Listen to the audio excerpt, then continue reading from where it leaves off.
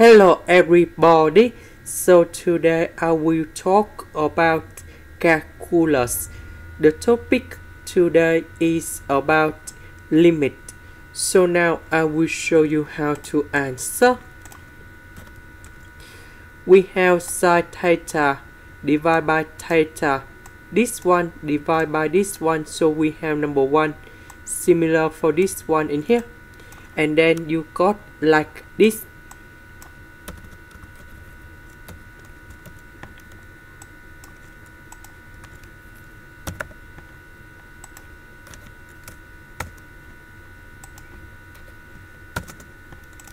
Next, when theta approaches to number 0, sine theta over theta, you got number 1.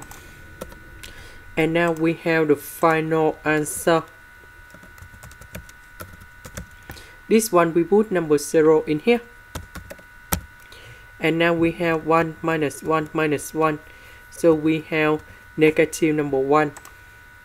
This is the end. Thank you for watching.